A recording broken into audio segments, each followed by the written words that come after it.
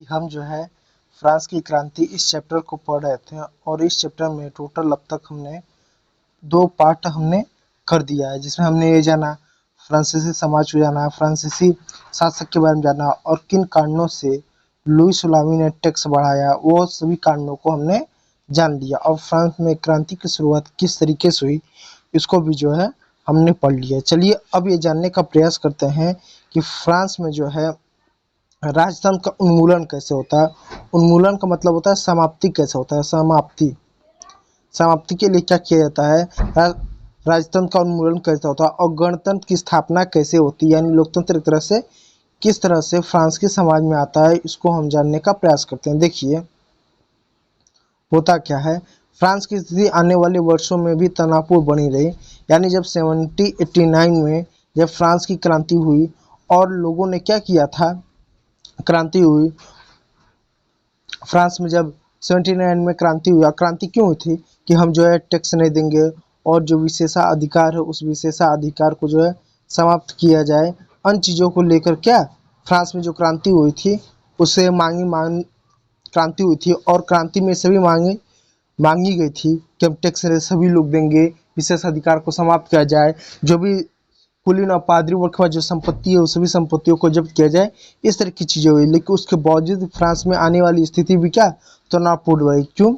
यद्यपि लुई सलामी ने संविधान पर हस्ताक्षर तो किए, यानी एक नेशनल असेंबली का गठन किया गया था, जिसका क्या उद्देश्य था, उसका उद्देश्य था कि लुई सलामी की जब तक शक्ति को नियंत्रण करने वाला संविधान ना बना ले तब तक क्या ये नेशनल असेंबली के लोग बैठेंगे नहीं। और लुई सलामी शुरुआती दौर में क्या करता था, शुरुआती दौर में जो था इस नेशनल असेंबली को मान्यता नहीं देना चाहता, लेकिन बाद में संविधान को बनाने वाली जो नेशनल असेंबली थी तो लुई सलामी ने क्या किया, इसको हस्ताक्षर करके मान्यता दे दी।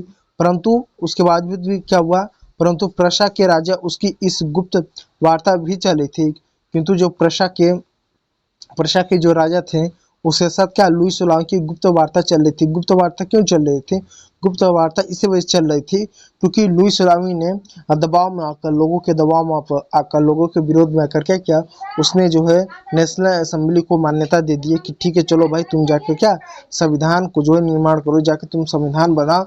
लेकिन उसके बावजूद भी क्या उसकी गुप्त वार्ता चल रही थी प्रशा के राजा के साथ। फ्रांस की घटनाओं ने अन्य पड़ोसी देशों के शासक को भी चिंतित किया, क्योंकि जब फ्रांस में इस तरह की मांगी चली कि राजा का शासन हटाओ, राजा का शासन हटाओ, हमारे द्वारा चुना हुआ व्यक्ति ही शासन करेगा, इस तरह की जब बातें चल रही थी, इस तरह की जब बातें चल रही थी कि राजा के शासन को हटा दो, हमारे द्वारा चुना हुए व्यक्ति का शासन हो, फिर सभी लोग टैक्स देंगे, विशेषाधिकार को समाप्त करो, इस तरह की जब बातें चल रही थी, तो इस तरह की जब फ्रांस में बातें चल रही थी तो आसपास के जो राज्य थे, जैसे जर्मनी हुआ, प्रुस्टा हुआ, ऑस्ट्रेलिया हुआ, आसपास के जितने भी यूरोप में जितने भी देश थे, जितने भी पड़ोसी देश थे, सभी क्या इससे प्रभावित हुए। उनको भी लगा कि हाँ ये तो बात सही है, क्यों कोई टैक्स दे, तो क्या लगा कि कोई टैक्स दे रहा है कोई टैक्स नहीं दे रहा है, ऐसा क्यों है। तो उन्होंने क्या किया, इस बात को है उन्होंने भी विरोध किया। अन्य राज्यों ने लोगों ने भी इस बात का विरोध किया कि हम भी टैक्स नहीं देंगे, विशेषाधिकार को समाप्त किया जाए, राजतंत्र को हटाया जाए, गणतंत्र ले, इस तरह की चीजें होने लगी। तो फ्रांस की घटनाओं ने अन्य पड़ोसी शासकों को भी चिंतित किया, इसलिए 1789 की गर्मियों के बाद होने वाली ऐसी घटनाओं को नियंत्रित करने के लिए इन शासकों ने सेना भेजने की योजना बना ली। यानी फ्रांस में इस क्रांति को दबाने के लिए, इस विद्रोह को दबाने के लिए आसपास के जितने भी राजा थे, जैसे प्रशा हुआ, ऑस्ट्रिया हुआ, जर्मनी हुआ, इन सब के शासकों ने क्या एक सेना बनाई और सोचा कि फ्रांस में क्या करेंगे, सेना को भेजेंगे ताकि आम जनता का क्या दमन कर सके, इस क्रांति को असफल कर सके, इसको रोक सके। अप्रैल 1992 में नेशनल असेंबली ने क्या किया, अप्रैल 1992 में, क्योंकि अब नेशनल संविधान हो गया था, नेशनल असेंबली का शासन हो गया था, तो हुआ कि अप्रैल 1992 में नेशनल असेंबली ने प्रशा और ऑस्ट्रिया, देखिए मैं हमेशा कहता हूँ यहाँ पर ऑस्ट्रिया का उल्लेख किया जा रहा है, कुछ बच्चे क्या करते हैं ऑस्ट्रिया की जगह पर ऑस्ट्रेलिया कर देते हैं। देखिए ऑस्ट्रिया और ऑस्ट्रेलिया ये दो देश है, ऑस्ट्रिया और ऑस्ट्रेलिया ये दो देश है, इसलिए ऑस्ट्रिया और ऑस्ट्रेलिया में आप अंतर जानिएगा। तो हुआ क्या कि जब फ्रांस की क्रांति ने पूरे विश्व को, सभी लोगों को प्रभावित किया, तो हुआ क्या कि जो नेशनल असेंबली था जिसने फ्रांस में गणतंत्र लाया और उन्होंने क्या किया, संविधान बनाया, तो उन्होंने क्या किया, अप्रैल 1792 में एक असेंबली में एक प्रस्ताव है जिसमें प्रशा और ऑस्ट्रिया के विरुद्ध युद्ध की घोषणा का प्रस्ताव पारित किया गया कि हम क्या करेंगे, युद्ध करेंगे ऑस्ट्रिया और प्रशा से, और बाकी क्षेत्रों में भी क्या गणतंत्र हो, चुनाव हो, संविधान हो, राजा महाराजाओं के शासन को हटाया जाए, ये सभी चीजों को लागू किया जाएगा। प्रांतों से हजारों स्वयंसेवी सेना ने भर्ती होने के लिए जमा हो गए, और जब युद्ध की घोषणा की थी इस नेशनल असेंबली ने, जब संविधान पारित किया, ये कानून पारित किया, संविधान ने कानून पारित किया, तो फ्रांस से हजारों स्वयंसेवी यानी स्वयंसेवी जो स्वयं अपनी इच्छा अनुसार जो फ्रांस की सेवा करना चाहते हैं, देश की सेवा करना चाहते हैं, बड़ी संख्या में क्या हुआ, सेना में भाग लेने लगे। और इससे क्या होने लगा, सेना में क्या भाग लेने लगे। उन्होंने इस युद्ध को यूरोपीय राजाओं एवं कुलीन विरुद्ध जनता की जंग के रूप में लिया। उन्होंने क्या किया, इस युद्ध को यूरोपीय राजा यानी यूरोप के जितने राजा, सभी राजाओं से उनको युद्ध करना है, कुलीनों से युद्ध करना है और विशेष अधिकारों से युद्ध करना है। इसके विरुद्ध क्या उन्होंने कहा कि ये जो युद्ध है जनता और राजा का युद्ध है, ये जो युद्ध है राजा का युद्ध है, ये जो युद्ध है ये कुलीन का युद्ध है। किससे युद्ध है, जनता का युद्ध है, यानी जनता का युद्ध कुलीनों और राजाओं से है, इस तरह से युद्ध। इसलिए बड़े पैमाने पर इन लोगों ने क्या किया, सेना में भाग लिया, जंग के रूप में लिया। उनके ओठों पर देशभक्ति के जो तराने थे उनमें कवि रॉजर द लाइट द्वारा रची मार्सिले भी था। उसमें से एक कवि थे जो उस समय क्या थे, जितने भी उस समय कुछ लोग लेखक भी थे, कुछ कवि भी थे, कुछ लोग लेखक थे, कुछ कवि भी थे, जो क्या कर रहे थे, आम जनता को, जो पढ़े लिखे नहीं हो, उन सब पढ़े लिखे जो नहीं पढ़े लिखे सबको क्या जागरूक कर रहे थे कि राजाओं महाराजाओं को शासन का हटाया जाए, लोकतंत्र लाया जाए, इन सब चीजों के लिए जाए। उसमें से एक व्यक्ति थे जिनका नाम था, क्या नाम था, रॉजर द लाइट, एक कवि थे रॉजर द लाइट द्वारा रचित मार्सिले भी था। ये एक पहली बार मार्सिले के स्वयंपामियों ने पेरिस में की ओर कूच करते हुए गाया था, इसलिए इस गाने को मार्सिले हो गया। यानी मार्सिले देखिए क्या, मार्सिले मुख्य रूप से क्या है, एक द रॉजर द लाइट द्वारा रचित एक तरह का एक गीत है। जो क्या हुआ था, ये जो सैनिक थे ये पेरिस में, इन्होंने जब यहाँ सेना जो थी जब पेरिस में जा रही थी युद्ध लड़ने, कुलीनों से युद्ध लड़ने, तो उन्होंने कूच करते हुए क्या किया था, इस गीत को गाया था। और ये रॉजर द लाइट द्वारा लिखा गया है। और वर्तमान में ये क्या, फ्रांस का वर्तमान में फ्रांस का ये क्या राष्ट्रगीत है, राष्ट्रगान फ्रांस का वर्तमान में क्या है, फ्रांस का राष्ट्रगान है मार्सिले। क्रांतिकारी युद्धों से जनता को भी भारी क्षति एवं आर्थिक कठिनाइयां झेलनी पड़ी।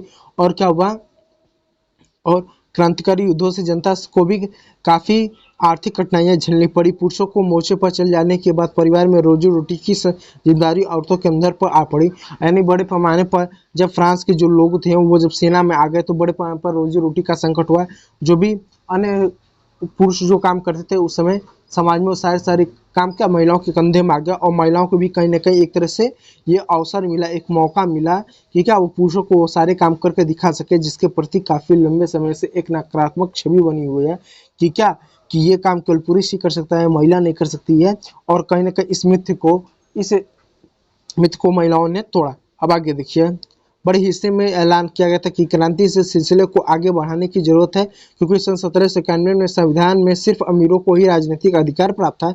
देखिए हुआ कि देश की आबादी के एक बड़े हिस्से में ऐसा लगता था। देखिए 1991 में क्या हुआ था, देखिए 1791 में भले ही संविधान का निर्माण हो गया। देखिए फ्रांस ने भले ही 1791 में संविधान का निर्माण किया था, लेकिन इस संविधान का भले ही निर्माण कर लेता, भले ही फ्रांस गणतंत्र हो गया था, लेकिन वोट देने का जो केवल अधिकार था वो केवल अमीरों को था। यानी जो अमीर है, जिनके पास पैसा है, केवल वही व्यक्ति क्या वोट दे सकते हैं। इसलिए जो गरीब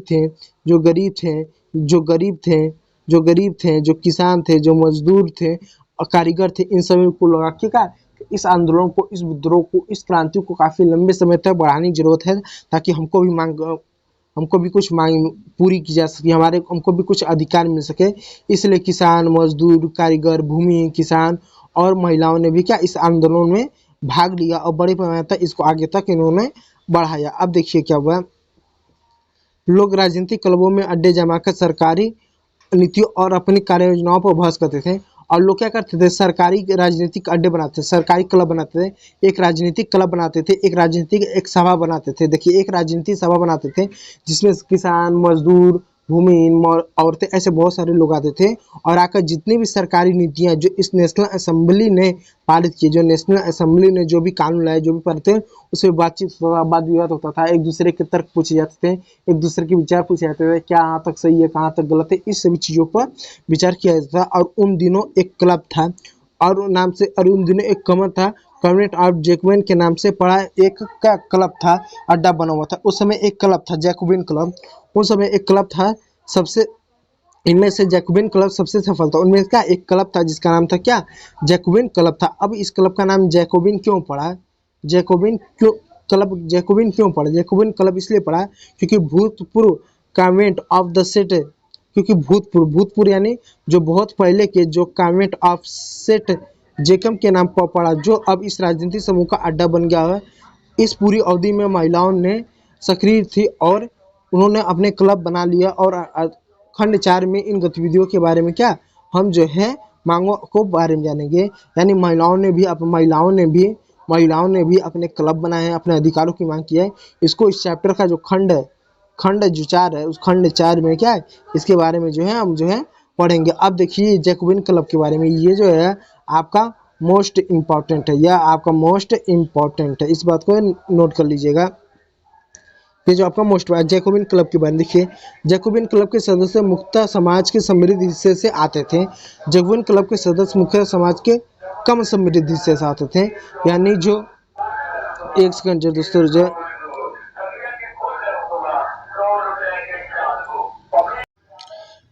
ठीक है, तो जैकोबिन क्लब जो थे उसके सदस्य थे मुख्यतः कम समृद्ध हिस्से से आते थे। यानी जैकोबिन जो क्लब के जो सदस्य थे मुख्यतः कम हिस्से से आते थे। इनमें से दुकानदार, इनमें से छोटे दुकानदार, कारीगर, जूता बनाने वाले, पेस्ट्री वाले, घड़ी जास घड़ी साज, छपाई करने वाले, नौकर व दिहाड़ी मजदूर शामिल थे। उनका नेता मैक्सिमिलियन रोबेस्पियर था। और जैकोबिन क्लब का जो नेता था, उनका जो नेता था कौन था, मैक्सिमिलियन रोबेस्पियर था। जैकोबिन के एक बड़े वर्ग ने गोदी कामगारों की तरह धारीदार लंबी पतलून पहनने का निर्णय लिया। ऐसा उन्होंने समाज के फैशनप्रद वर्ग, खासतौर से घुटने तक पहने जाने वाले बिचैन घुटना पहनने वाले कुलीन से खुद को अलग करने के लिए यह ब्रीचेन पहनने वाले कुलीनों की सतह स्थापित करने का उनका एक तरीका था। कहने का मतलब क्या कि जो जैकोबिन क्लब था, जैकोबिन क्लब था, इस जैकोबिन क्लब में जितने भी निग वर्ग थे, जैसे जूता चप्पल सीने वाले, मजदूर है, कारीगर है, सफाई वाले काम है, इस तरह के लोग आते थे। और इसमें जो क्या मैक्सिमिलियन नाम के एक व्यक्ति थे, जो इनके मैक्सिमिलियन रोबेस्पियर नाम के एक व्यक्ति थे, जो कौन थे, जो इसके अध्यक्ष थे। और उन्होंने क्या किया उस समय जो है, एक अलग अलग तरह का पोशाक पहना, अलग तरह के उन्होंने वेशभूषा धारण किया, जो उन्होंने अपने आप को कुलीनों से एकदम अलग दिखाने का प्रयास किया और बेहतर दिखाने का उन्होंने कहीं ना कहीं प्रयास किया। आप देख सकते हैं कुछ इस तरह के जो, इस तरह के जो है उस समय जो है कुर्ता पहनते थे, इस तरह फुल जोड़ी तरह क्या पैंट, इस तरह के पोशाक पहनते थे। जबकि उनके पहले के जो लोग थे इस तरह के वेशभूषा नहीं पहनते थे। अब जरा आगे देखिए, इसलिए जैकोबिनों को सौ कुताल भी कहा जाता था, सौ कुताल नाम से भी जाना गया था, जिसका शाब्दिक अर्थ होता है बिना घुटने वाले। और सौ कुताल पुरुष लाल रंग की टोपी पहनते थे, जो स्वतंत्रता का प्रतीक है। और ये लोग क्या करते थे, लाल रंग का टोपी पहनते थे, जो स्वतंत्रता का प्रतीक है। यानी फ्रांस में लाल रंग के उस समय टोपी पहनना स्वतंत्रता का प्रतीक माना जाता था।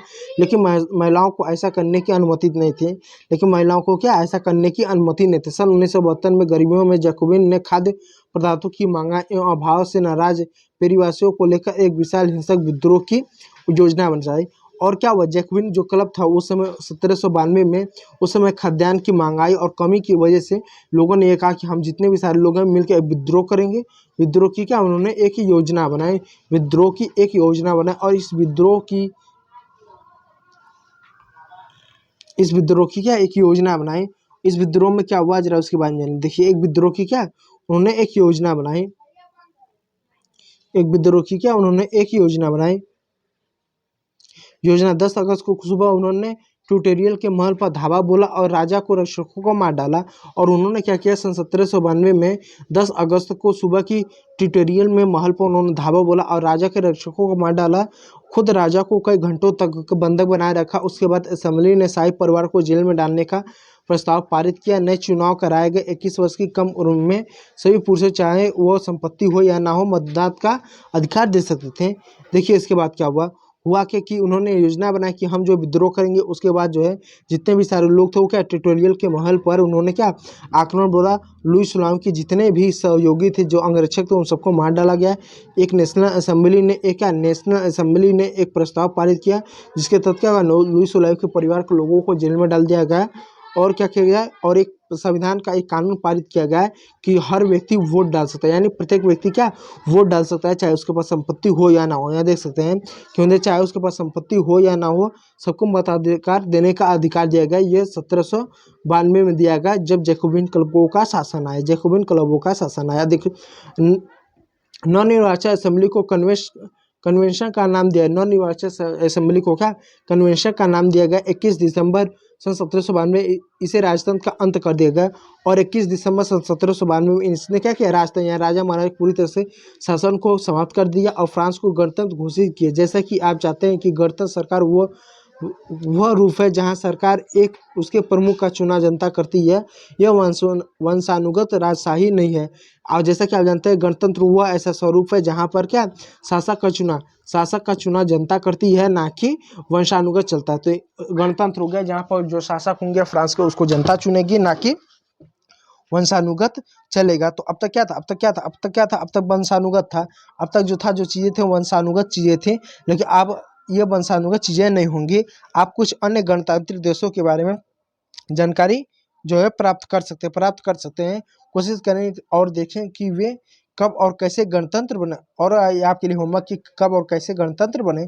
अब देखिए लुई सलामी को न्यायालय द्वारा देशद्रोह के आरोप में मौत की सजा सुनाई गई।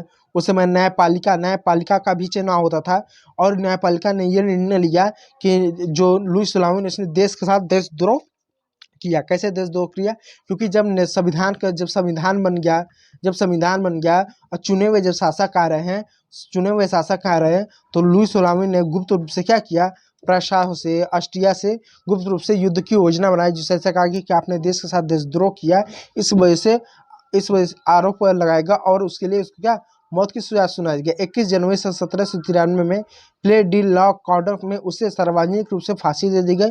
जल्द ही उसके बीवी रानी एंटोनिया का भी यही हश हुआ, यानी उसका और उसके बीवी को दोनों को क्या सरेआम सार्वजनिक रूप से फांसी दे दी गई। अब उसके बाद देखिए आतंकराज है।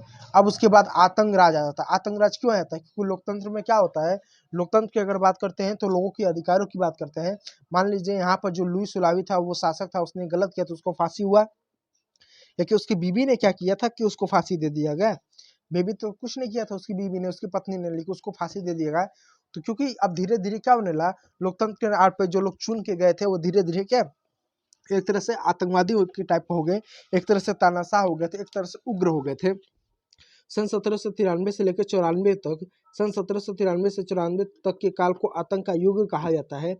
रोबेस्पियर के नियंत्रण दंड की सख्त नीति अपनाई गई। यानी जो रोबेस्पियर था, रोबेस्पियर जो था, जो जैकोबिन क्लब का जो नेता था, उसने क्या किया, दंड के लिए सख्त नीति अपनाया, अपने कानून को कठोरता पूर्वक उसने अपनाया। इसके कारण से उसके हिसाब से गणतंत्र के जो भी शत्रु हैं, कुलीन, पादरी, अन्य राजनीतिक दलों के सदस्य, उनकी कार्यशैली से असहमति रखने वाले पार्टी सदस्य, उन सभी को गिरफ्तार करके जेल में डाल दिया जाना चाहिए, जो क्रांतिकारी न्यायालय द्वारा उन पर मुकदमा चलाया जाए। यानी जो रोबेस्पियर था ये मानता था कि लोकतंत्र की स्थापित करने के लिए, लोकतंत्र को स्थापित करने के लिए जो भी लोकतंत्र के शत्रु हैं, चाहे वो शत्रु जो है, जो भी शत्रु, चाहे कुलीन शत्रु हो, चाहे पादरी शत्रु हो, चाहे राजनीतिक दल शत्रु हो, कोई भी शत्रु, उनको गिरफ्तार करके जेल में डाल देना चाहिए और एक क्रांतिकारी न्यायालय द्वारा उन पर मुकदमा चलाया गया। यदि न्यायालय उन्हें दोषी पाता तो गिलोटिन पर चढ़ाकर उनका सिर कलम कर दिया जाता। यदि न्यायालय उन्हें दोषी पाता था तो क्या गिलोटिन के 2 खंभों के बीच लटका उनके मशीन था जिस पर रखकर अपराधी के सिर धड़ से अलग कर दिया जाता था। यानी गिलोटिन एक तरह का ऐसा हथियार था जो 2 तरह के से खंभा था, इसमें बीच में क्या मशीन लगता था जिसमें अपराधी को खड़ा करके क्या उसका सर धड़ से अलग होता है। इस मशीन का नाम आविष्कारक डॉक्टर गिलोटिन के नाम पे रखा गया था। अब देखिए रोबेस्पियर सरकार ने कानून बनाकर मजदूरी की कीमतों को अधिकतम सीमा तय कर दी। रोबेस्पियर में सरकार में आया, सरकार में आते उसने कानून बनाया, मजदूरी की अधिकतम सीमा तय की और उसके साथ साथ उसने क्या तय की, पावरोटी की राशनिंग की गई। पावरोटियों को राशनिंग की, राशनिंग यानी राशन की तरह लोगों को बांटा गया। अपना अनाज शहरों में ले जाकर सरकार द्वारा तय कीमत पर बेचने के लिए बाध्य किया गया। अपेक्षाकृत महंगे सफ़ेद आटे का इस्तेमाल पर रोक लगा दी है। अब जब रोबेस्पियर आता है तो सबके लिए समान कानून करने के लिए क्या करता है, कुछ अच्छा भी करता है, कुछ बुरा भी करता है। अच्छा क्या करता है, राशनिंग करता है कि सबको पाव रोटी दो। कुछ लोगों के लिए किया गया कि इतनी कीमत पर आपको अपना गेहूँ, चावल, अनाज जो भी है सरकार को बेचना है, बाध्य कर दिए गए। तीसरा उसने क्या किया, उसने कहा कि महंगे आटे का इस्तेमाल नहीं कर सकते। जैसे मान लीजिए दो व्यक्ति है, जैसे मान लीजिए दो व्यक्ति है, ए व्यक्ति है और बी व्यक्ति है। एक व्यक्ति महीने का जो है, एक व्यक्ति जो है महीने का जो है मान लीजिए 10,000 रुपया कमा रहा है, 10,000। और वहीं पर कोई पर जो है बी व्यक्ति है जो महीने का जो है 5 लाख, जो महीने का जो है 5 लाख रुपया कमा सकता है। अब बताइए अगर 5 लाख रुपये ये महीने कमा रहा है, 10,000 कमा रहा है, तो हो सकता है ये जो है ये जो है 30 रुपये किलो वाला ये चावल खाए, और ये हो सकता है कि 130 रुपये किलो वाला चावल खाए, हो सकता है केजी रुपये वाला चावल खाए, हो सकता है कि नहीं हो सकता है। लेकिन अभी सरकार ऐसा कोई कानून बना दे कि नहीं भाई आप भी जो है 30 रुपये किलो वाला ही चावल खाओगे, आप भी जो है 20, आप भी जो है 30 रुपये वाला किलो ही चावल खाओगे, तो इस तरह से इनको बुरा लगेगा कि हम आर्थिक रूप से मजबूत, हम खा सकते हैं, तो हमको क्यों सरकार रोक रही है। तो उस समय भी रोबेस्पियर ने कुछ ऐसा किया। रोबेस्पियर ने क्या किया, उस समय क्या किया, रोबेस्पियर ने क्या किया, अपेक्षाकृत महंगे सफ़ेद आटे के इस्तेमाल पर रोक लगा दिया और समता की रोटी खाना अनिवार्य कर दिया। और सबके लिए क्या, बराबरी का प्रतीक के लिए मानी जाने वाली समता की रोटी खाने का अनिवार्य कर दिया। बोलचाल और संबोधन में बराबरी का आचार व्यवहार लागू करने के लिए कोशिश की गई। बोलचाल और बराबरी के व्यवहार को लागू करने की कोशिश की गई। एक तरह से कोशिश की गई मतलब थोपा गया इनके ऊपर एक तरह से थोपा गया। आप जो आप कोई भी चीज़ यदि थोपा जाए तो तत्कालीन समय पर तो ठीक हो सकता है, लेकिन बाद के समय क्या हो सकता है, बेकार हो सकता है। तो इसमें थोपा गया, तो इस नाम से थोपा गया और उनके लिए थोपा गया। और क्या कहने जाए, महाशय यानी महोदया के स्थान पर अब जो है फ्रांसीसी पुरुषों महिलाओं के लिए सितोन यानी नागरिक और सितोनी यानी नागरिका नाम से संबोधित किया गया और बंद कर दिया गया। और उनके भवनों को बैरक या दफ्तर में बना दिया गया। और इससे क्या होने लगा, संबोधित किया जाना, चर्चों को बंद कर दिया गया। चर्चों को क्या बंद कर दिया जाना, और उनके भवनों को बैरक या दफ्तर बना दिया गया।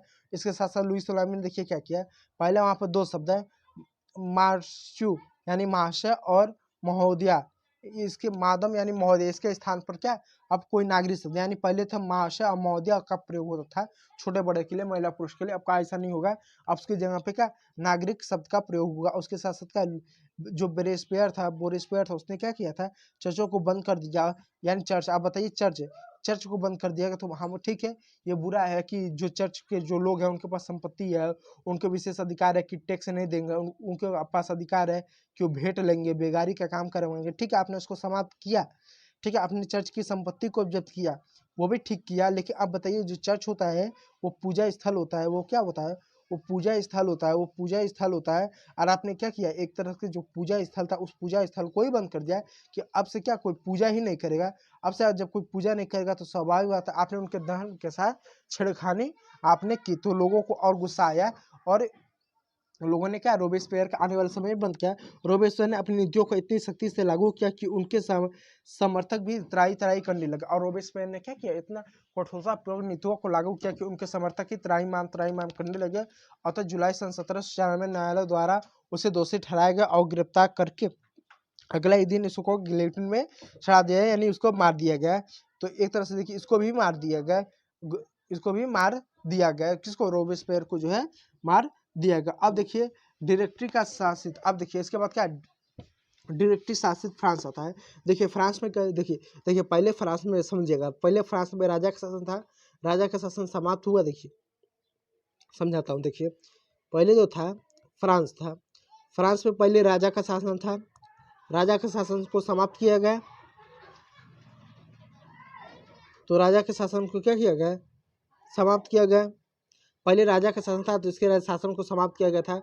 उसके बाद क्लब का शासन आया, क्लब का शासन आया, इनके शासन को भी समाप्त किया गया।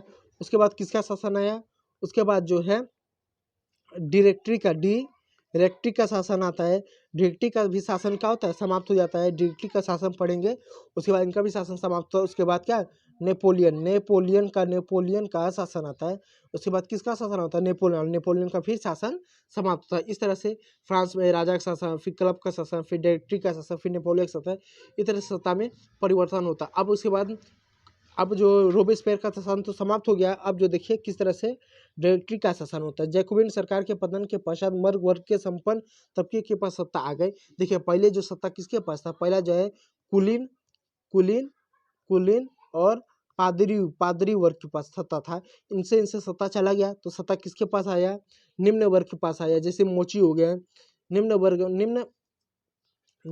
के पास है, निम्न वर्ग के पास है। जैसे मोची हो गए, कुम्हार हो गए, बढ़ई हो गए और जो छोटे मोटे जो कारीगर थे, भूमि थे, इन सब के पास क्या सत्ता आया, किसके माध्यम से आया, जैकोबिन क्लब के माध्यम से आया। फिर इनका भी शासन समाप्त हो गया। अब इनका शासन समाप्त होने के बाद किसका आता है, जैकोबिन सरकार के पतन के पश्चात मध्य वर्ग में संपन्न तबके का सत्ता आ जाती है। नए संविधान के तहत संपत्तिहीन तबकों को मताधिकार से वंचित किया। फिर एक नया संविधान आता है, ये लोग आते हैं, डिक्टेटरी का शासन आता है, फिर ये संविधान का बदल देते हैं और फिर कहते हैं क्या है, वोट देने का अधिकार वही देगा जिसके पास संपत्ति है। ये मध्य वर्ग संपत्ति, जिसके पास संपत्ति होगा क्या वही वोट डाल सकता है। इस संविधान में 2 चुनी हुई विधान परिषदों का प्रावधान था। इन परिषदों ने 50 सदस्यों वाली एक कार्यपालिका डायरेक्टरी को नियुक्त किया गया। इस प्रावधान के जरिए जैकोबिन के शासकों का वाला एक व्यक्ति केंद्रीय कार्यपालिका से बचने का कोशिश किया गया है। अब देखिए क्या बता रहा है, ध्यान से देखने क्या है,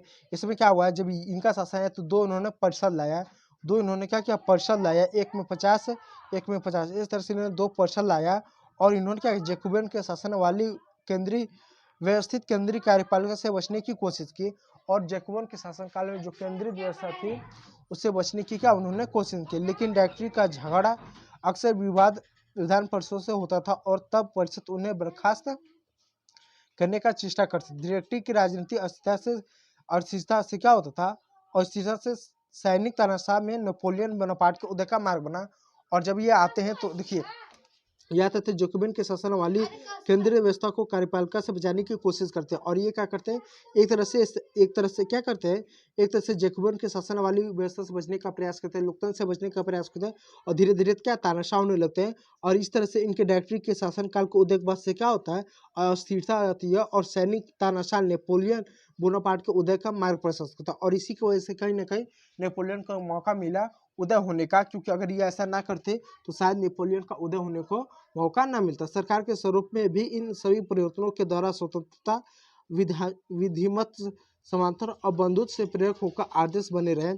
इन मूल्यों ने आगामी सदी में न सिर्फ बल्कि फ्रांस और यूरोप के राजनीतिक आंदोलनों को भी प्रेरित किया, बल्कि फ्रांसी ने बल्कि अन्य आंदोलनों को भी इन्होंने प्रभावित किया।